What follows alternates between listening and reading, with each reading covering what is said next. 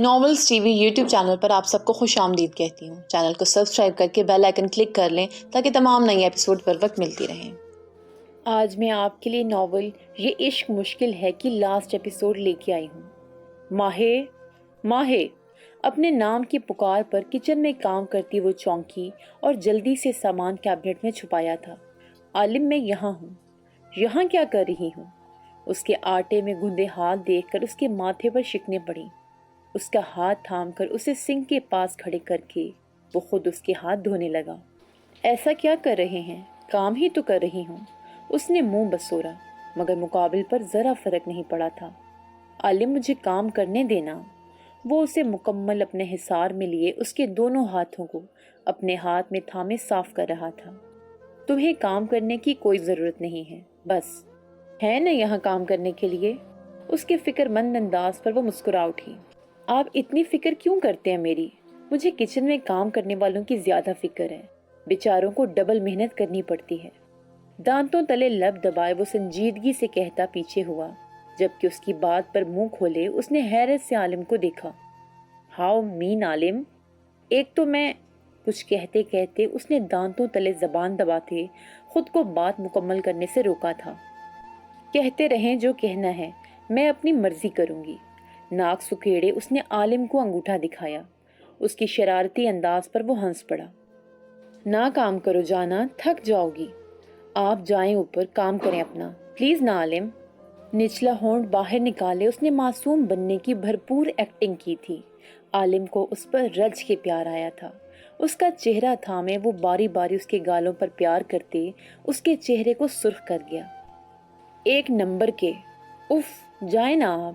شرم سے دوہری ہوتی اس نے عالم کو زبردستی کچن سے باہر دھکیلا تھا۔ اللہ اللہ، یہ آدمی! اپنے دونوں گالوں پر ہاتھ رکھے وہ اپنی دھڑکنوں کو نارمل کرنے کی کوشش کر رہی تھی۔ نہیں ماہے، آج تو یہ کام کرنا ہی ہے، چاہے کچھ بھی ہو جائے، خود سے کہتے وہ ایک بار پھر اپنے کام پر لگی تھی۔ اس کی نظریں بار بار گھڑی کی جانب جا رہی تھیں۔ 12 بجنے والے تھے۔ اس کے ہاتھ تیزی سے کام کر رہے تھے، پکڑے جانے کا خوف الگ۔ 12 بجنے سے پہلے اس نے ایک نظر ساری تیاری کو دیکھا اور پھر خود کو۔ سب پرفیکٹ تھا، جیسا اسے چاہیے تھا۔ اب بس اسے ایک شخص کا انتظار تھا جس کے لیے اس نے یہ سارے انتظامات کیے تھے۔ لائٹس آف کرتے وہ اپنا ڈریس اٹھاتے ڈریسنگ روم میں بند ہوئی تھی۔ تم لوگ کیا چھپا رہے ہو؟ عالم کب سے آنسا اور بارش کے چنگل میں پھنسا تھا۔ وہ سب اس وقت مری والے فارم ہاؤس میں تھے۔ برف باری نے مری کی سڑکوں کو ڈھانپ رکھا تھا۔ ایسے میں ماہے کی ضد پر وہ اسے یہاں لے آیا تھا، مگر یہ لوگ اسے ماہے کے پاس جانے ہی نہیں دے رہے تھے۔ ان لوگوں کی باتوں سے وہ اب اکتا گیا تھا۔ اچھا بھائی، نہیں کرتے آپ کو تنگ، جائیں آپ، ہم بھی اب سونے جا رہے ہیں۔ بالآخر انہوں نے اس کی جان بخشی۔ احسان نہیں کر رہے کوئی، منہ بنا کر کہتا وہ اپنی جیکٹ کندھے پر ڈالتے اوپر کی جانب بڑھا تھا جہاں اس کا کمرہ تھا۔ باہر برف باری ایک بار پھر شروع ہو چکی تھی۔ کتنے سال بعد وہ ایک بار پھر اس کے ساتھ برف باری دیکھے گا، یہ سوچتے ہی اس کے لبوں پر مسکراہٹ نے ڈیرا جمایا۔ وہ اپنے کمرے میں داخل ہوا تھا، لیکن وہاں ماہے کہیں نہیں تھی۔ ماہے ماہے، وہ اسے پکارتے آگے بڑھا جب اسے لگا ٹیرس پر کوئی ہے۔ ماہے، ویئر آر یو بیبی؟ اسے پکارتے عالم نے اندھیرے میں ڈوبے ٹیرس پر قدم رکھا تھا کہ اچانک ساری لائٹس ایک ساتھ روشن ہوتی، چاروں اور روشنی بکھیر گئی۔ پوری ٹیرس کو فیری لائٹ سے سجایا گیا تھا، حتیٰ کہ وہ درخت بھی جس کا ایک بڑا حصہ ٹیرس پر چھایا رہتا تھا، وہ اب درخت برف میں چھپنے لگا تھا۔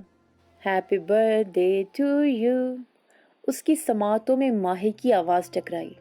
اپنا ہاتھ پیچھے لے جاتے وہ پیچھے کھڑی ماہے کو اپنے مقابل لایا، جس کے چہرے پر خوشی رقصاں تھی۔ ہیپی برتھ ڈے عالم! ایڑی کے بل اٹھتے اس نے عالم کے ماتھے پر لب رکھے۔ Thank you! وہ اسے تھوڑا فاصلے پر ہوئی تھی اور پھر اس نے عالم کو دیکھا۔ آج کچھ کہنا ہے، آپ سے کیا اجازت ہے؟ اس کے اجازت مانگنے پر اس نے مسکراتے سر ہلایا۔ تو بات کچھ ایسی ہے، ایک دن ملا مجھے وہ شخص جو بالکل انجان سا تھا، جس سے ملنے وقت مجھے یہ نہیں لگا تھا کہ یہ ہماری پہلی ملاقات ہے۔ اس کی سرمئی آنکھیں، ان حسین آنکھوں میں ایک انوکھی سی چمک تھی جو میرے دل کو روشن کر گئی۔ کوشش کی تھی کہ محبت نہیں کروں میں، میرے بس کا روگ ہی نہیں تھا، لیکن وہ ایک ساحر تھا جو آہستہ آہستہ اپنا سحر مجھ پر طاری کرتے اپنا اسیر کر گیا۔ ایسا اسیر کہ میرے دل میں اس کی محبت اتنی بھر گئی کہ کسی دوسرے جذبے کے لیے میرے دل میں جگہ ہی نہیں بچی۔ وہ جب بچھڑا تو مجھے لگا میں مر جاؤں گی، لیکن نہیں، میں زندہ رہی، کیونکہ مجھے ساری زندگی اس کی آنکھوں میں اپنا عکس دیکھنا تھا۔ اس کے باہوں کے حصار میں رہتے خود کو دنیا کی خوش قسمت ترین لڑکی کہنا تھا۔ وہ کہتا ہے مجھ سے کہ وہ میرے قابل نہیں ہے، لیکن وہ مجھ سے پوچھتا ہی نہیں کہ کبھی میرے دل میں اس کا کیا مقام ہے۔ میں اسے یہ بتانا چاہتی ہوں کہ میں ساری زندگی اسے دیکھ کر گزار سکتی ہوں۔ مجھے اچھا لگتا ہے جب وہ مسکراتے ہوئے اپنی آنکھیں چھوٹی کر لیتا ہے۔ باتوں کے درمیان وہ ایسے بھی دانتوں تلے لب دباتے اپنی غلطی پر ہنس پڑتا ہے۔ اس کی ہنسی اتنی خوبصورت ہے کہ ساری صدیاں کم پڑ جائیں گی مگر میری آنکھیں اسے تکتے نہ تھکیں۔ اس کے ہاتھوں میں اپنا ہاتھ دیکھ کر مجھے خود پر ناز ہوتا ہے کہ میرے لیے اس شخص کو چنا گیا ہے جو اپنی غلطی ماننا جانتا ہے، جو گرنے والے کو سنبھالنا جانتا ہے۔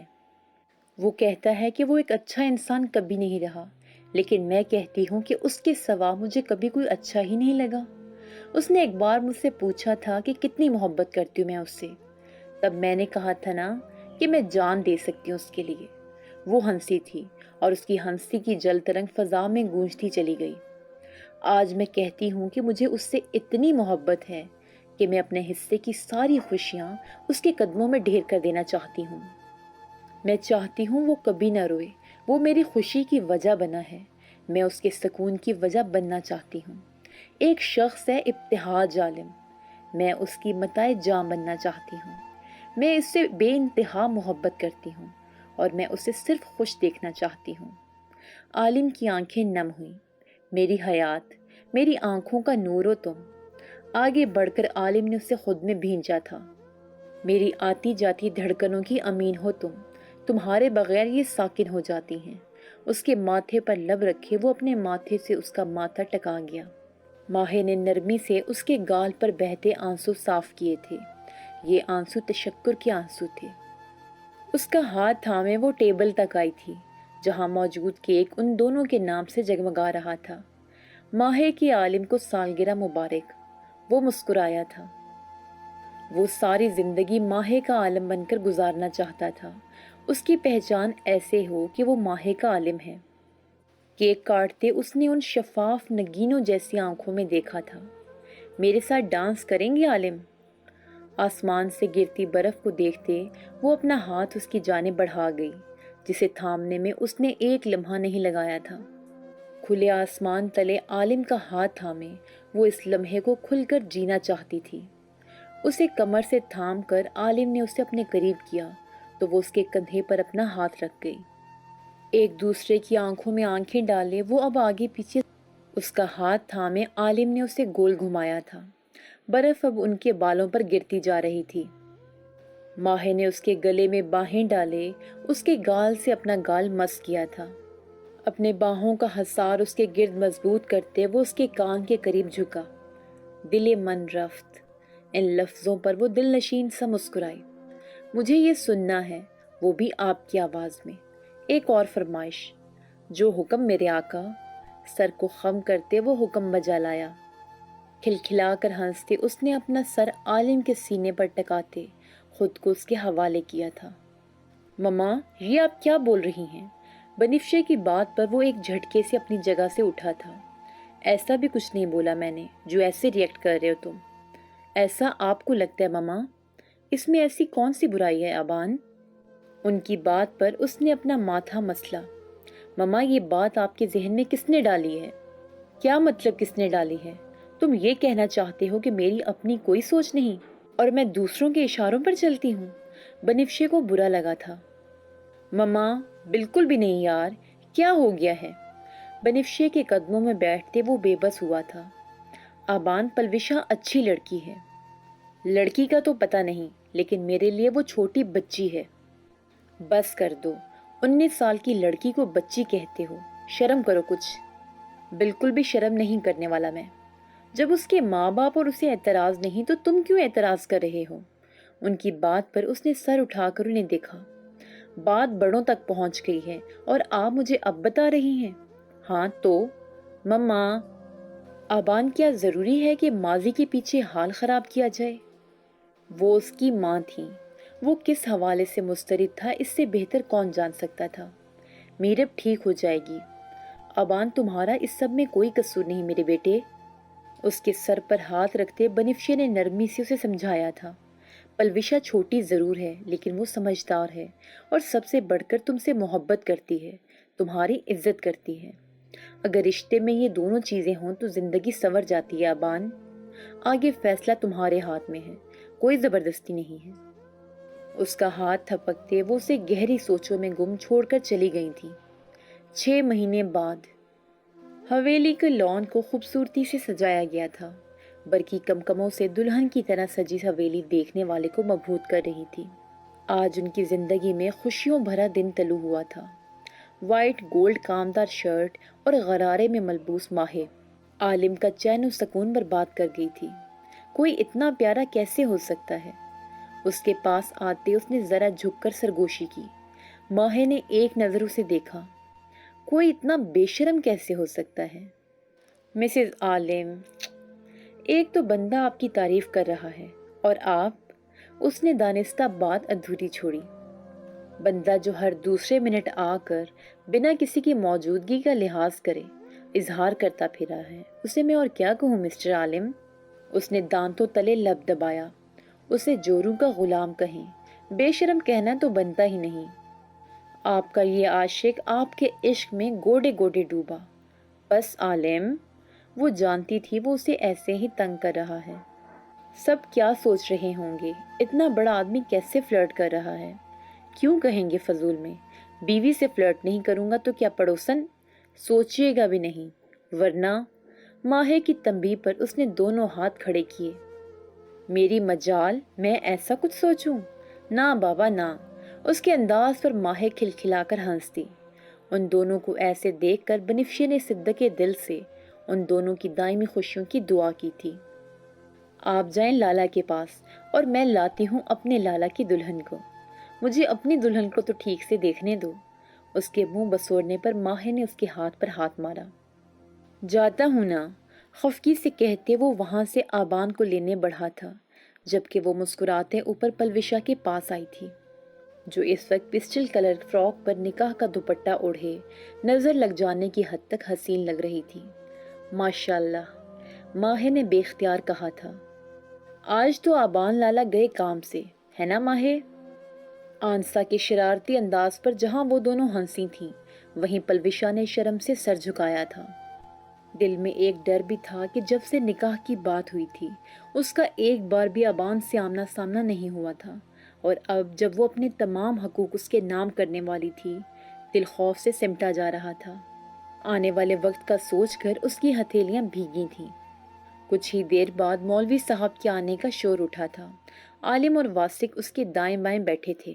سب کی موجودگی میں ایجاب و قبول کے مراحل طے ہوئے تھے، اور وہ ہمیشہ کے لیے اس شخص کی ہو گئی تھی جس نے اس کے دل پر پہلی دستک دی تھی۔ پھولوں کی حسین چادر تلے اپنے بھائیوں کے ہمراہ سیڑھیاں اترتے اس کا دل تیزی سے دھڑک رہا تھا۔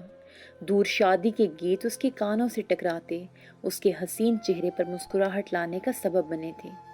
لال جوڑا پہنے آنا، آبان اسے دیکھ کر کھڑا ہوا تھا۔ ہاتھ مہندی والے لانا، رچائیں گے سنگ مل کے۔ آبان کا ہاتھ اس کی جانب بڑھا تھا۔ ساتھ کنگن لے کے آنا، وہ بندھن لے کے آنا، نبھائیں گے سنگ مل کے۔ آبان نے اس کے ہاتھ پر اپنی گرفت مضبوط کی تھی۔ پلوشا نے دھڑکتے دل کے ساتھ نظریں اٹھا کر اسے دیکھا۔ نگاہوں کا تصادم ہوا تو دو دل ایک لے پر دھڑکے تھے۔ آبان یوسف زئی کی زندگی میں خوش آمدید مسز آبان یوسف زئی۔ وہ مسکرایا تھا اور پلوشا کو لگا اس کے گرد بہار کا موسم اتر آیا ہو۔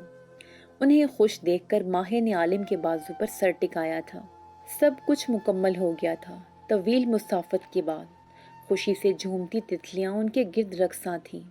بہار کا موسم اب دائمی رہنے والا تھا۔ کھڑکی میں کھڑی میرب نے حسرت سے ان سب کو دیکھا تھا۔ وہ کل ہی واپس آئی تھی اپنے دامن میں ڈھیروں پچھتاوے لیے۔ معافی مل گئی تھی لیکن دامن اب بھی اس کا خالی تھا، آنکھوں میں ویرانی تھی۔ اس نے اپنے ہاتھوں سے خود کو برباد کیا تھا، کسی سے شکوہ بنتا ہی نہیں تھا۔ اس کا علاج جاری تھا، ڈاکٹر خرم کی بدولت وہ بہت بہتر ہو گئی تھی، لیکن ابھی بھی مکمل ٹھیک ہونا باقی تھا۔ معافی مل گئی تھی، یہاں سب کے دل وسیع تھے، لیکن وہ اپنے دل کا کیا کرتی جو خود کو معاف کرنے کے لیے تیار نہیں تھا۔ میرب آ جاؤ نا باہر۔ ماہر کی آواز پر وہ کھڑکی سے ہٹتے۔ اس نے ناں میں سر ہلایا۔ میں کیسے سب سے نظریں ملاؤں گی ماہر؟ بھول جاؤ جو ہوا، آگے بڑھو میری جان۔ ماہر نے نرمی سے اس کا ہاتھ تھاما۔ میرا دل کبھی اتنا بڑا نہیں رہا ماہر، مجھے خود کو معاف کرنے میں وقت لگے گا، اور جس دن میں نے خود کو معاف کر دیا میں سب سے نظریں ملانے کے قابل سمجھوں گی۔ میرے لیے اتنا ہی بہت ہے کہ میرا انجام آرزو جیسا نہیں ہوا۔ تم بہت اچھی ہو میرو، خود کو کبھی اکیلا مت سمجھنا۔ ماہر نے اسے یقین دلایا۔ وہ مسکرا دی۔ تم جاؤ۔ اس کی ضد پر ماہر چلی گئی۔ اس کے جاتے ہی وہ واپس کھڑکی کے پاس آئی تھی۔ اس نے نیچے آبان اور پلوشا کو دیکھا تھا۔ آبان اس کے کان میں سرگوشی کر رہا تھا، جس پر خوشی کے نہ جانے کتنے رنگوں نے اس کے چہرے پر بسیرا کیا تھا۔ میری یہی سزا ہے ماہر کہ میں کبھی کسی سے نظریں نہ ملا سکوں۔ لوگ مجھے ترہم بھری نظروں سے دیکھیں۔ میں نے سب کو برباد کرنے کی خاطر خود کو برباد کر لیا۔ خود سے کہتے اس نے ایک بار پھر ماہر کو دیکھا، جو عالم کے گال سہلاتے بہت توجہ سے اس کی بات سن رہی تھی، اور پھر اس کے گال سرخ ہوئے تھے۔ عالم نے شرارتی نظروں سے دیکھا اور وہ خفگی سے رخ موڑ گئی۔ ان کو دیکھ کر وہ مسکرائی تھی۔ دیکھنا، ایک دم ایسی بہاریں میری بیٹی کی زندگی میں بھی اتریں گی، اور وہ اس دنیا کی سب سے خوبصورت دلہن بنے گی۔ زین کی آواز پر اس نے چونک کر انہیں دیکھا۔ عائشہ نے آگے بڑھ کر اسے اپنے سینے سے لگایا تھا۔ ماں باپ کے دل کتنے وسیع ہوتے ہیں وہ جان گئی تھی۔ آنکھوں میں نمکین سیال بھرنے لگا تھا۔ میں ایک اچھی بیٹی بننا چاہتی ہوں بابا، زین کے سینے سے لگے وہ نم آواز میں کہتی ان دونوں کا دل چیر گئی۔ میری بیٹی بہت اچھی ہے، بس غلط رستوں پر بھٹک گئی تھی، لیکن اب واپس آ گئی ہے، ہمیں اور کچھ نہیں چاہیے۔ اس کے ماتھے پر پیار کرتے زین نے اسے اپنے حصار میں قید کیا اور اپنے ساتھ لیے نیچے آئے تھے۔ عالم اور ماہر نے مسکراتی نظروں سے ان سب کو دیکھا تھا۔ محبت جیت گئی اور نفرت ہار گئی تھی۔ آپ میرا دل لے گئی ہیں ماہ عالم۔ عالم کی سرگوشی پر وہ ایک بار مسکرائی۔ عالم کے ہاتھ پر اس کی گرفت مزید